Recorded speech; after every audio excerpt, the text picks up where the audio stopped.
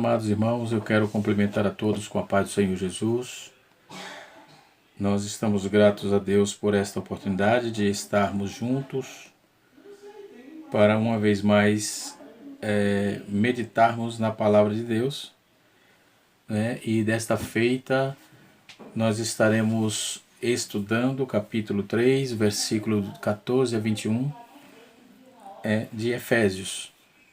Nós vamos estar aprendendo sobre a oração de Paulo e a doxologia que ele trouxe. Na verdade, toda a epístola de Paulo e aos Efésios, Paulo sempre trazia uma contrição maior e ele apontava aí e ensinava aquele povo como adorar a Deus. E nesta oportunidade estaremos também, de igual modo, aprendendo sobre esses conceitos, né? Então, nós vamos ver que Paulo vai começar falando sobre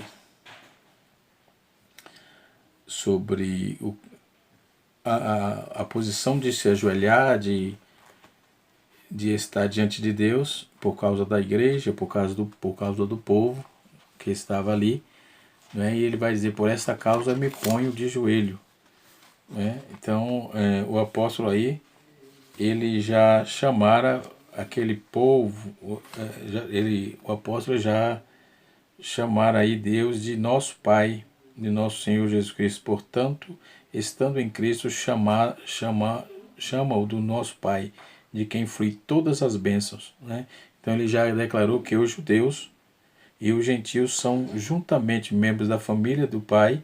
Então agora ele vai fazer uma oração, né, para trazer a lume àqueles irmãos essa questão de estar juntos, né, fazendo parte do mesmo compêndio, do mesmo clã familiar, né?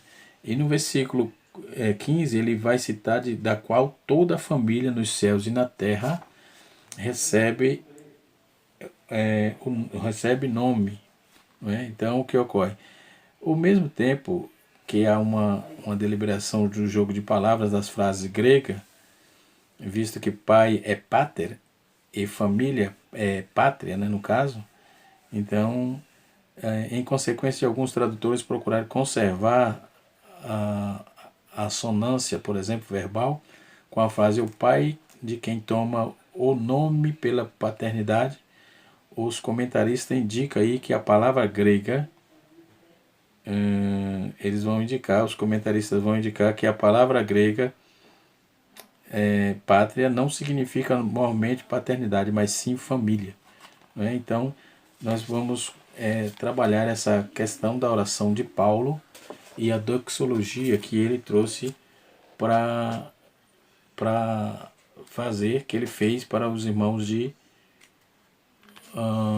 Efésios. Então, lição de número 10, o título da lição é A Intercessão pelos Efésios, domingo, dia 7 de junho de 2020. Né? Então, essa lição ela está dividida em tópicos e nós temos a introdução, né? E o primeiro tópico da nossa lição vai nos apontar que diante de toda essa situação, a oração de Paulo revela aí, depois dos mistérios que estavam ocultos, né? E estava oculto todas as suas dádivas que tinha ali, Paulo também, ele falou sobre tudo isso e agora ele vai fazer uma oração pelos Efésios. Então, quando ele vai falar, corroborou com o poder do Espírito, Paulo inicia aí sua oração ao Senhor fazendo pedido duplo, ou seja, ele pede o poder do Espírito Santo no homem interior e a presença de Cristo nos corações do crente. Então, no homem interior, que é o Espírito, e o exterior, que é o corpo, né? Então, tudo isso tem que vir à tona na vida de um cristão salvo em Cristo, né? E nós temos a convicção que o Deus que nos salvou e nos ama e nos chamou para a sua maravilhosa luz, agora Paulo ensinou aquela igreja, ele trabalhou toda aquela questão do Evangelho, trouxe aí os gentios para os judeus, judeus para os gentios, e enfim, e nós já sabemos da história, até porque na lição passada nas lições anteriores estivemos estudando isso. Então agora Paulo vai falar sobre a riqueza da sua glória, a riqueza da glória de Deus, né? Paulo apresenta aqui em sua oração, confiando nas riquezas da sua glória, a de Deus, a riqueza de Deus. Paulo já havia declarado que Deus é o Pai da glória, né? Então podemos observar que toda essa demanda que o apóstolo vem trazendo, Pai da glória, que é abundantemente as suas riquezas da graça, significa que ele é possuidor de todas as glórias, não é? Significa que ele é o possuidor de tudo. Então, e Paulo vai fazer, o pedido de Paulo não foi pequeno, conforme comentou no seu livro, A Mensagem aos Éfesos, o John Stott, ele vai dizer que Paulo não fez uma oração pequena, não. Paulo pediu poder, fortalecimento. O primeiro pedido foi do apóstolo, e é para quem a igreja seja corroborada, ou seja, com poder pelo seu Espírito, no homem interior, né? Capítulo 3, verso 16. E outro sim, Paulo ele vai dizer, essa petição não quer dizer que a igreja em Efésios não tivesse o Espírito, mas que ela fosse continuamente revigorada, que ela viesse buscando o poder ou continuasse buscando a graça e o poder de Deus constantemente. Assim também é na igreja odierna, onde temos que atentar para as coisas de Deus, buscar aquilo que vem do alto, para que possamos estar firmes e crendo na vitória de Deus, na graça e no seu Espírito, né? Então, nós podemos observar que Paulo enfatiza que a única força que habita no crente e se mantém firme advém do Espírito Santo. Então, Paulo vai tratar isso também, que atua no homem interior e capacita e persevera em manter afastado-se do pecado e compreender as coisas espirituais, né? Que é habitado por Cristo. Agora Cristo habita em nós. O homem salvo, ele agora é habitado por Cristo, e dentro dessa proposta que a Bíblia nos aponta, uma vez habitado por Cristo, não temos como dar frutos diferentes, senão frutos dignos de arrependimento, não é? Lidando aí com as coisas do sagrado, não é? Lidando com as coisas sacrossantas. Agora a nossa vida ela deve ter mudanças constantes, principalmente no sentido que converge, que atenta, que aponte a vida de um cristão verdadeiro, não é? Então, Paulo, nessa sequência, nós vamos analisar que vamos encontrar a segunda oração nessa epístola, não é? O salvo é intercessor de todos os homens. Aí, uma frase bonita, não é? Então, todos que salvo, ele deve interceder por todos os homens, todos, independente de quem seja. Então, na sequência da carta, Paulo vai citar, e nós vamos analisar o texto, que onde está registrada aí a oração do apóstolo, agora uma oração intercessória a favor dos destinatários, né, da carta. Então, a primeira oração está registrada no capítulo 1, versículo 16 a 23, né, em que o apóstolo agradece a Deus porque tinha ouvido a respeito da fé no Senhor Jesus Cristo, ou seja, os efésios tinham ouvido a fé e do amor para com todos os santos que havia aí dentre os destinatários da carta. Então, a própria epístola demonstra as duas coisas importantíssimas que devemos aqui ressaltar. Primeiro, é que ele era um homem de oração. Com efeito, desde os primórdios da sua vida cristão, Paulo, o apóstolo, mostrou ser alguém que se dedicava à oração. Seus 3 primeiros dias de fé foram de oração e de jejum. Então já começou bem, né? E então Paulo era aquele que não aparecia muito, né? Embora se fala muito dele, mas ele trabalhava muito, por ele ser um homem de oração, ele procurava em defender aquilo que ele acreditava, e assim sucessivamente. Então, como podemos observar em Atos capítulo 9, verso de número 9 e 11, vamos entender que Paulo é o mais proeminente cristão nas páginas do Novo Testamento, né? Então, era um homem de oração e que desde o início da sua jornada como servo do Senhor não descuidava da sua vida de oração, sendo também nesse aspecto um imitador de Cristo, entendeu?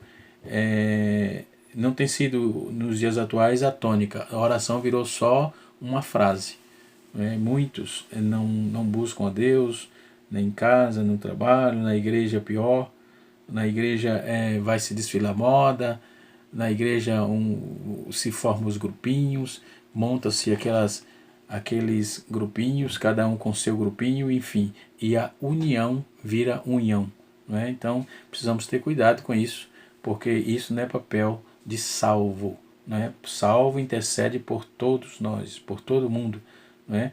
E quando vem essas divisões, essas separações, realmente traz a visão de um crente mascarado, né? Mascarado. Então, nos dias atuais da pandemia, nós temos que usar máscara sempre, a sair à rua, a entrar em um comércio, a entrar em um banco, a estar mesmo no trabalho ou receber alguém, tem que estar de máscara. Mas na igreja não precisa não, tem muitos mascarados, muito, não é pouco não. Né? Que Deus tenha misericórdia e que possamos atentar para voltar ao início de oração, sermos homens da oração, sermos mulheres de oração, buscarmos a Deus atentamente na oração, né? Então a Bíblia registra, por exemplo, o apóstolo Paulo iniciou a sua oração dizendo que que se punha de joelho o Pai do nosso Senhor Jesus Cristo, né? Embora o apóstolo diga que se tenha ajoelhado para orar, nós vamos lembrar aqui que essa posição seja mais excelente para este propósito, porquanto estava revelando, falava de uma postura corporal. Essa atitude de adoração não é a única posição para orar. A Bíblia ensina pessoas e aponta pessoas orando nas mais diversas posições. Salomão, por exemplo, estava em pé ao proferir o mais longa oração registrada na Bíblia, quando vamos ver lá em 2 Crônicas, capítulo 6, verso 12. A oração foi vida e atendida pelo Senhor, conforme registra 2 Crônicas 7, 12. Ezequias, ele estava deitado, porque estava enfermo, obviamente, orou ao Senhor pedindo a sua cura de enfermidade. Em 2 Reis, capítulo 20, versículo 1 ao versículo 6, a resposta de Deus. E também Isaías, capítulo 38, versículo número 6. Josué orou com o rosto no pó, e também foi atendido a sua oração. Então, Jonas orou, não se sabe a posição, mas era dentro do grande peixe, e o Senhor também o ouviu. Então, a audição de Deus não está condicionada à nossa posição de oração. A audição de Deus ou a atenção de Deus não está condicionada à nossa posição de oração. O que está condicionado aí é a nossa sinceridade e o objetivo que temos na nossa oração, né? Então, quando vamos ver Jonas, Ezequias, Josué e Salomão e os demais que citei aqui, nós vamos observar que eles tiveram posição diferente, né? Então o apóstolo nos dá outra lição em dizer que se punha de joelho diante do Pai, né? Nossas orações devem ser dirigidas ao Pai, a Deus, né? E foi assim que o Senhor Jesus nos ensinou, né? E aí, por exemplo, vamos ver muitas pessoas inadvertidamente, no momento da oração, dirigi-la ao Pai, ao Filho e ao Espírito Santo, né? Ou então termina a oração para fazê-lo em nome do Pai, do Filho e do Espírito Santo. Sabemos que as três pessoas da divindade são um único Deus, né? Então, mas cremos aí na Trindade, temos a convicção disso, né?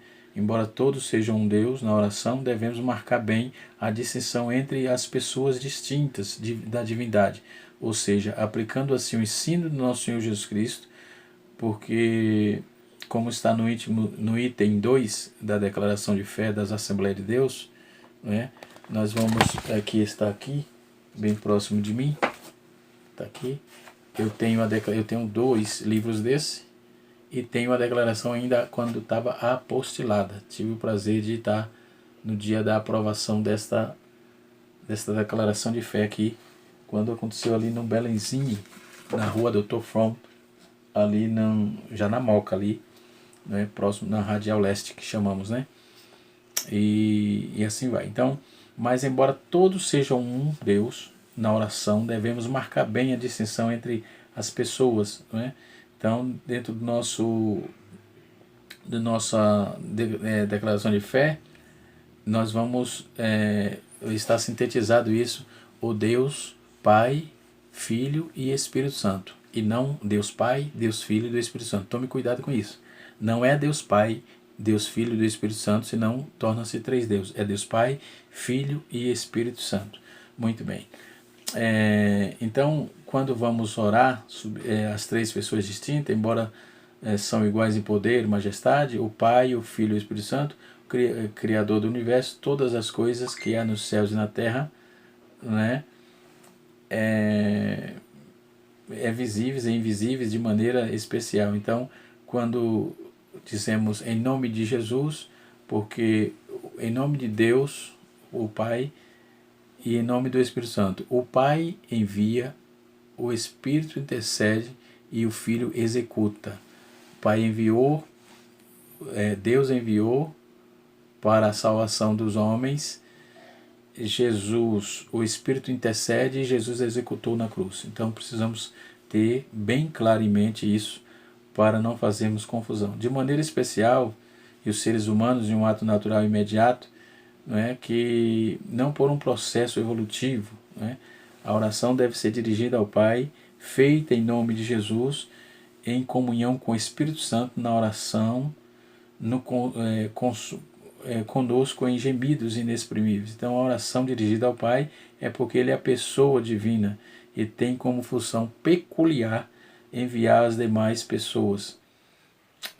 Essa é a fonte de todo quanto será concedido. Ele é a pessoa de onde se inicia tudo quando vem em termos de salvação e de bênção. Até porque Jonas também vai dizer que a salvação vem do Senhor, não é? E assim sucessivamente. Então a oração de Paulo, Paulo agora ele vai dizer que ele estava em família, né? Ele vai trabalhar essa questão e dizer que agora estava todo em família. Então Paulo, qual era o conteúdo da oração de Paulo? O primeiro pedido é que o Pai concedesse segundo as riquezas da sua glória, né, aos destinatários da carta, ou seja, aos Efésios. Então fosse corroborada aí com o poder do Espírito Santo no homem interior, né? Conforme Efésios capítulo 3, verso 16. Então o apóstolo começa reconhecendo a Deus que é rico em sua glória. Então na abundância, na fartura, para dar aos seus servos. Então não estamos diante de um Deus mesquinho, mendigo, miserável, né? Ou cheio de aparatos mesquinho, não. Deus é Deus de coisas grandes. Por isso Paulo fez uma oração para um Deus poderoso, e ele não pediu coisa pequena, ele pediu coisa grande, que foi o poder de Deus para aquele povo. Então, quando vamos ver um Deus que tem muitas bênçãos a distribuir para o seu povo, conforme Efésios capítulo 1, verso 18, então vamos observar que Paulo não está falando em bens materiais, nem tampouco em ouro e prata, as riquezas. Ele está falando das riquezas divinas, que são relativas à sua glória, e Paulo está falando nessa lição das riquezas divinas, então das dimensões da eternidade, da qual estávamos privados por causa do pecado, e por causa da divisão que existia entre o povo judeu e os gentios. Agora todo mundo tinha a mesma oportunidade. Glória a Jesus. Então nessa lição aprendemos que todos nós temos as mesmas oportunidades diante de Deus, o Pai, e que nosso Deus não é um Deus mesquinho, não, é um Deus que abre as portas. Eu não estou falando de bens materiais, sim, bem que isso faz parte da vida regrada de temor, de fé, de coragem e de uma boa administração, como eu sempre falo, Quando alguém me pergunta sobre isso, eu digo que isso é uma boa administração. Alguém me perguntou no domingo passado, perguntando, professor, por que os povos os povos que não são crentes, não são cristãos, são prósperos e tal, é uma boa administração. Ele pega e sabe administrar aquilo que ganha. Simples assim, não é? Porque são bens materiais, mas não tem bens espirituais. Aí está a dificuldade. Por isso que o proverbista diz assim: não tem inveja dos homens malignos, nem deseja estar com ele, porque o seu lábios meditam rapina e sua mente medita a rapina e seus lábios falam maliciosamente. Então vamos notar que todo o objetivo que Paulo trouxe dentro dessa carta, ele vai pedir revestimento, né? Então essa corroboração que com poder feita pelo Espírito Santo ocorre no homem interior, ou seja, na alma e no espírito. Então no homem interior, né? Aqui está totalmente desmentida a doutrina dos sacramentos, né? Que é ensinada aí por alguns segmentos, né? Segundo a qual a graça de Deus é transferida aos crentes por meio dos rituais e cerimônias. Não, irmão. Por exemplo, nós não estamos indo ao templo, certo? Nós não estamos indo ao templo, mas nós estamos crendo, nós estamos cultuando, nós estamos cantando no nosso espírito, na nossa alma, estamos crendo que nós somos igreja, nós somos templo do Espírito Santo. E Ele mora em nós, Ele mora em mim, Ele mora em você, Ele está em ti e está em mim. Glória a Jesus. Então, não tem esse negócio de só se for no templo, se só se for isso, não existe isso, não é? Então, dentro dos conceitos bíblicos, nós estamos agora arraigados em Cristo, estamos vivendo verdadeiro, genuíno, a verdadeira e genuína salvação, porque agora somos habitados por Cristo, não é? O Senhor já havia dito que as suas últimas instruções, que o amasse e guardasse a palavra, para que se tornasse morada tanto dele quanto do Pai. Então, nós somos recomendados e agora estamos vivendo isso, né? Não só os Efésios ali, mas nós temos a convicção que estamos vivendo esta morada, essa vivência com o Espírito Santo morando em nós. Glória a Deus. Então, arraigados e fundados em amor, né? O segundo tópico da nossa lição: amor, a virtude cristã, né?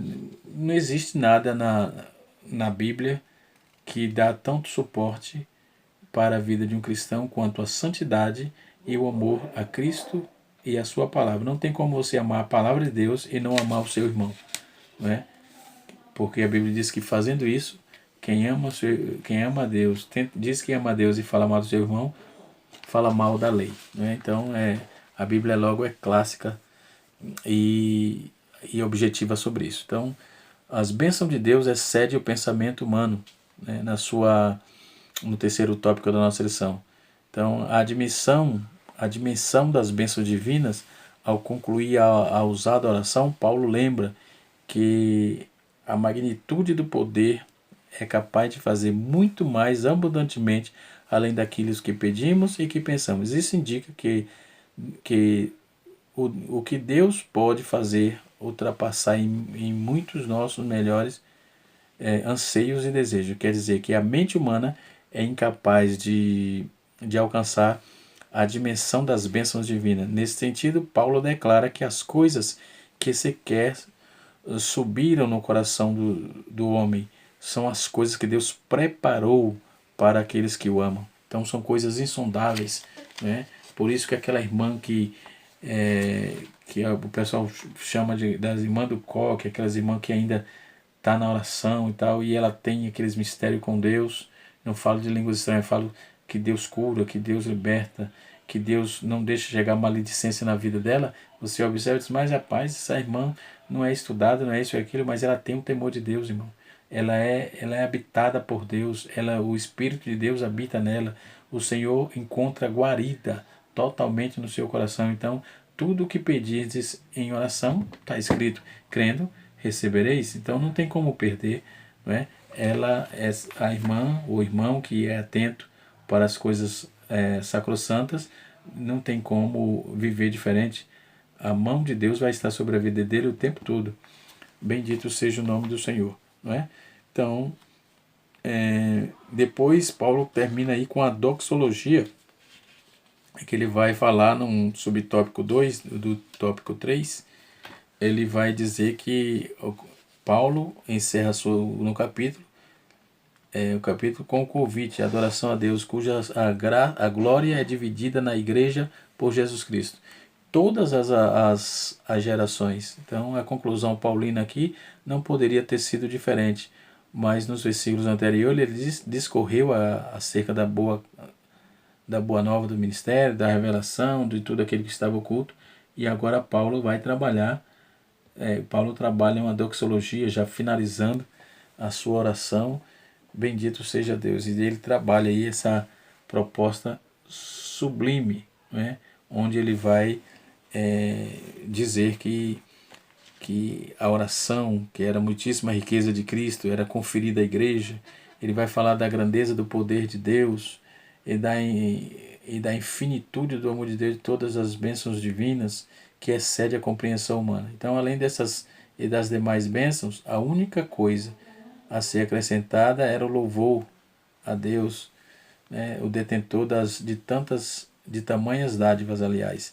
Então, a glória devida é só a Deus. Você não deve nada a ninguém senão glória a Deus, né? Respeito, consideração, amor, gratidão a Deus e respeito aos homens, né? O resto é só dar glória a Deus e partir para frente, porque Deus ele está interessado de ver os nossos objetivos sempre sendo alcançados. Bendito seja Deus. Então, quando vamos observar, vamos ver que John Stott ele vai trabalhar aqui que a invocação perante ao Pai, da qual toda a família nos céus e na terra toma o nome. A expressão perante ao Pai representa o acesso direto a Deus por meio do sangue de Cristo e do Espírito Santo, né? Esse material para essa lição vai te ajudar muito, não é? Comentário de Efésios, um excelente material que vai te ajudar muito, né? Também para você sintetizar os textos vai te ajudar muito. O comentário de Éfeso do José Cobley, não é? E assim sucessivamente. Tem outros comentários aqui, outros materiais aqui na minha retaguarda, mas gosto muito de usar esse material, até porque a lição, irmão, ela vem, como não dá para exaurir tudo, né? Então nós temos um áudio de 30 minutos, a gente procura aplicar as partes mais contundentes e objetivas, né? E assim sucessivamente. Na lição também tem aí as riquezas que é colocada, né, pelos nossos comentaristas. Então, como já vimos, a parte 1, né, o parágrafo 3, aliás, o parágrafo 1, parágrafo 2 e o parágrafo 3, ou seja, tópico 1, tópico 2, tópico 3, nós vamos observar que agora somos habitados por Cristo. Paulo orou para que Cristo habitasse pela fé no coração dos santos. Novamente, Paulo, o pedido não significa dizer que Cristo não estivesse presente naquela igreja, mas tanto na habitação de Cristo no coração, quanto no poder do Espírito Santo, que são experiências similares, né? O Beacon ele vai dizer que ele assevera que o fortalecimento do Espírito e a habitação de Cristo no coração não são as experiências totalmente diferentes. Elas são praticamente iguais. Então é mais óbvio que eles se desfrutam. Então os comentaristas sempre vão trabalhar essas propostas e realmente se equivalem, não muda muito. Então tem aquele jogo de palavras, mas não muda muito. Então, por exemplo, no sentido coração, que é equivalente à expressão homem interior, que na figura do versículo anterior, o termo coração aponta para o íntimo do homem, não é? Para o termo coração, ele vai falar sobre o íntimo do homem, onde Deus passa a fazer morada, né? Então, na questão do versículo, o verbo grego aqui traduzido por habitação é katoiken, que significa habitação permanente, em oposição à habitação temporária. John Stott expressa a palavra que denota a residência em contraste com alojamento ou habitação do dono. Então Deus, quando é errado quando se diz Senhor, visita fulano, Senhor, me visita. Não, Deus, o morador, o dono da casa não visita a casa dele. O dono da casa mora na casa dele. Ele entra e sai, ele vai, ele vem a hora que ele quer. Então, se Ele é dono de mim e eu sou agora templo dele, habitar, morar, não é? Ele se eu agora eu sou a habitação, que eu agora sou Kotokein, Kotokein quer dizer habitação permanente. Então, Ele habita em mim. Então, ele não pede licença. Ele é que habita, ele mora, é dele a casa, ele entra e sai, entendeu? Então, Senhor, visita fulano. Não, isso está errado, irmão. Não é o que visita, ele mora, não é? Mora em mim. Então ele não visita a mim, ele mora em mim, ele vive em mim, não é? Bendito seja o nome do Senhor. Que Deus abençoe a todos, que a boa mão de Deus continue sobre a vida de cada irmão, de cada irmã, e que essa aula seja uma bênção para a sua vida.